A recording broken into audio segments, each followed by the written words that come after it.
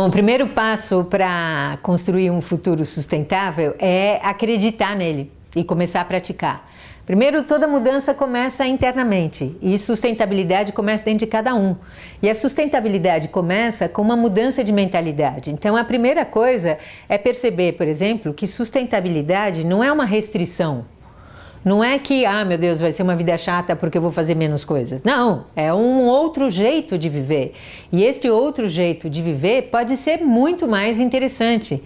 Se você pensar, por exemplo, em tudo que o colaborativo oferece, é muito mais bacana, porque é muito mais interessante você fazer coisas junto do que sozinho. Se você está junto, por exemplo, uma tendência de coworking, de trabalhar junto, isso é muito mais interessante do que sozinho. Você compartilha espaço, equipamento, equipe, né? Não precisa cada um ter o seu espaço, sua secretária, etc. Então, toda a questão da sustentabilidade, ela é possível começando pela mudança cultural. E claro, começando pela economia criativa, porque é essa economia baseada em intangíveis, que são infinitos, não se consomem e se multiplicam com o uso. É interessante observar que em cada momento é como se houvessem vários tempos simultaneamente. Então, a gente repara que hoje tem gente que vive no século passado ou no século retrasado. E tem gente que já é de futuro. Esses que já são de futuro e são impressionantes são os mais jovens, que são aqueles que a gente deve seguir e aprender com eles hoje, porque tem processos fascinantes já acontecendo.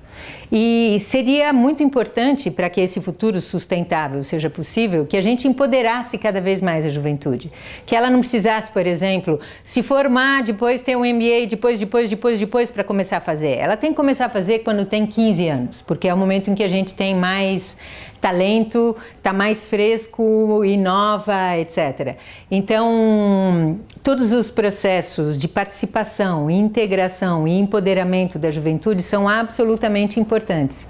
Ainda mais para que se saiba que um futuro é possível, sim, que emprego não vai haver mesmo, mas teremos muito trabalho e cada um vai poder viver daquilo que é e que faz de especial.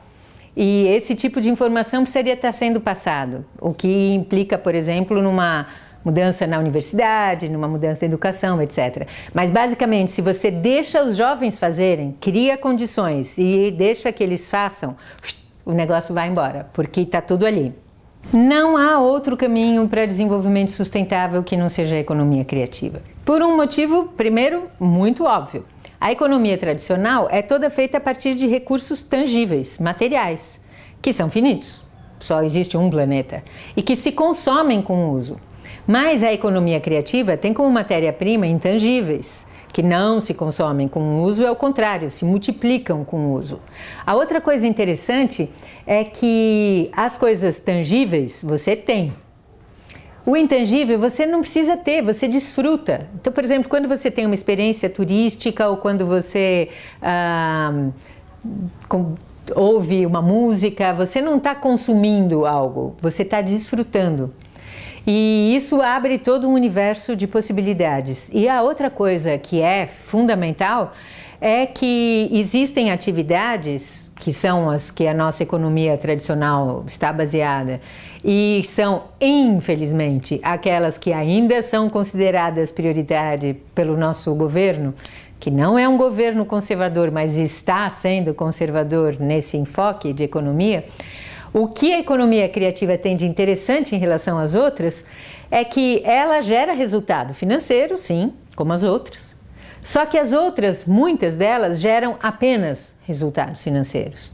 E as atividades ligadas à economia criativa geram resultado financeiro, mas geram também resultados sociais, de vínculo, de coesão, de participação, de cidadania, resultados culturais, gerando e produzindo conhecimento, resultados ambientais, porque você otimiza estruturas, né? O impacto é muito pequeno. Então, para você ter uma ideia, são dados antigos, de 2000. Um emprego em polo petroquímico custa, para gerar um emprego, $220 mil. Na indústria automobilística, que anda, né, são dois setores que andam ainda sendo tão fomentados, custa mais de $90 mil por um emprego. Em artesanato, você gera um emprego com $75. E, no entanto, a gente vai ver quem é que está tendo subsídio. É a economia tradicional, onde cada emprego custa caríssimo. Isso é um erro estratégico, muito grave, e que precisaria ser corrigido o mais rapidamente possível.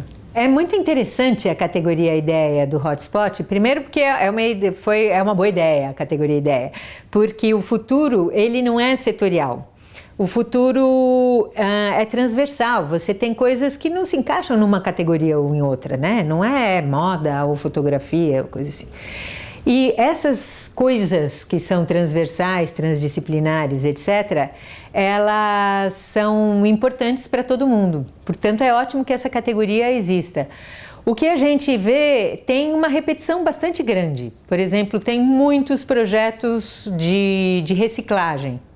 Seja de design com reciclagem, seja de moda reciclando coisas com comunidades, tem vários.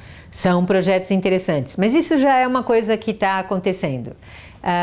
Não é tanto uma coisa que a gente deveria buscar. Eu acho que a gente está buscando coisas que tenham o que eu chamo do círculo virtuoso do futuro, da sustentabilidade, que é, primeiro, um conhecimento, um patrimônio intangível, um conhecimento que seja único. Isso associado às novas tecnologias, porque as tecnologias permitem que você ganhe escala.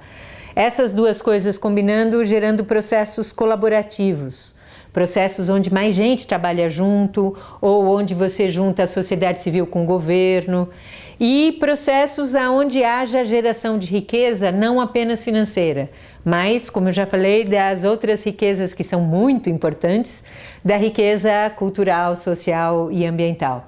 E a gente vê, sim, alguns projetos assim. Vai ser bem difícil, está sendo muito difícil escolher. Para mim, o critério mais importante que está me orientando na escolha são aquelas atividades que são boas para todo mundo.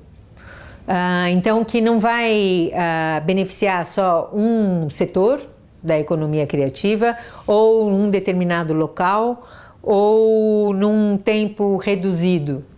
E também aquelas que podem ganhar escala, que podem multiplicar, que tenham uma cara brasileira e que trabalhem não tanto com a coisa do consumo, mas com a coisa da mudança de mentalidade, portanto muito ligada com sustentabilidade. Te dou um exemplo, tem um de Amazonas que eu achei muito bonitinho, que é de um trabalho de comunicação para trabalhar consumo com as crianças, para que as crianças não sigam com esta mentalidade consumidora. Então é uma coisa que usa a linguagem da publicidade, mas para outros fins, para conscientizar pessoas e não para induzi-las ao consumo. Eu gosto disso porque a publicidade, por exemplo, é muito bem feita, né?